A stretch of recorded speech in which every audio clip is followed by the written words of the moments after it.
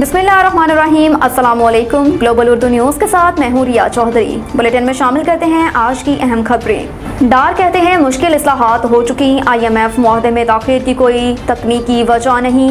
इस्लामाबाद में मीडिया से गुफ्तगू करते हुए इसहाक डार ने कहा कि मुल्क में सियासी अदम इस्तेकाम सबसे ज़्यादा नुकसानदा चीज़ है। हुकूमत अब तक मौशियत में जदोजहद कर रही है। उन्होंने कहा कि ये बड़ा मुश्किल फैसला था कि गुज़श्ता हुकूमत को चलने दें और तबाही हो जाए या फिर फैसला लिया जाए। फिर सब जमातों ने मिलकर फैसला किया कि सियासत होती रहती है। PDM की तमाम जमातों ने लब्बई कहा तो हमने जिम्मेदारी ले ली। पहले 1998, फिर 2013 और आज फिर मुल्क को हमारी ज़रूरत है। वज़ीर ख़जाना का कहना था कि पाकिस्तान ने सरवाइव करना है और हमने मिलकर चैलेंज का सामना किया, मज़ीद भी करेंगे। बहुत मुश्किल इस्लाहात हो चुकी। IMF मुआहदे की ताख़ीर में कोई तकनीकी वजह नहीं है।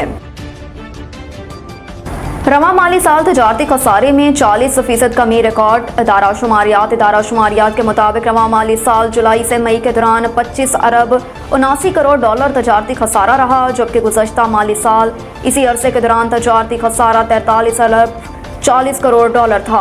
इदारा शुमारियात के अदाद शुमार के मुताबिक जुलाई से मई बरामदात 25 अरब 36 करोड़ डॉलर और दरामदात 51 अरब डॉलर रही, जबकि गुज़श्ता माली साल के इसी अरसे की निस्बत 12.14% कम हुई। अदाद शुमार के मुताबिक मई 2023 के दौरान भी बरामदात मई 2022 के निस्बत 16.17% कम हुई हैं। गुज़श्ता माह के दौरान बरामदात 2 अरब 18 करोड़ डॉलर और दरामदात 4 अरब 27 करोड़ डॉलर रही। इदारा शुमारियात के मुताबिक रवा माली साल 32 अरब डॉलर की बरामदात का हदफ हासिल करना मुश्किल हो गया। 11 माह में बरामदात हदफ के बरअक्स 25 अरब 36 करोड़ डॉलर रही। आइंदा माली साल 2023-24 के लिए भी 30 अरब डॉलर की बरामदात का हदफ मुकर्रर किया गया है। पुलिस ने चौधरी परवेज़ इलाही के तर्जुमान को रिहा कर दिया। चौधरी परवेज़ इलाही के तर्जुमान इकबाल चौधरी साबिक वज़ीर आला की अदालत में पेशी के सिलसिले में सेशन कोर्ट पहुंचे थे। पुलिस ने चौधरी परवेज़ इलाही के तर्जुमान इकबाल चौधरी को सेशन कोर्ट के अहाते से गिरफ्तार किया था। ताहम अब पुलिस ने परवेज़ इलाही के तर्जुमान इकबाल चौधरी को रिहा करने की भी तस्दीक की। पुलिस का कहना है कि PTI रहनुमा ख्वाजा वकार को भी रिहा कर दिया गया है। 9 मई GHQ पर हमला करने वाले शरपसंदों के एक और सरगना की शनाख्त हो गई। शरपसंद सरगना का नाम मियां आतिफ महमूद कुरैशी बताया जाता है, जिसने रियासत मुखालिफ नारों और तोड़फोड़ में भी मरकजी किरदार अदा किया। मियां आतिफ महमूद कुरैशी PTI का नायब सदर और मोहल्ला कुरैशियाँ सेहाम रावलपिंडी का रिहायशी है। मियां आतिफ महमूद ने GHQ हमले पर भरपूर अंदाज में हिस्सा लिया। शरपसंद सरगना ने पेट्रोल बम बनाकर GHQ के मरकजी दरवाजे की तरफ फेंके।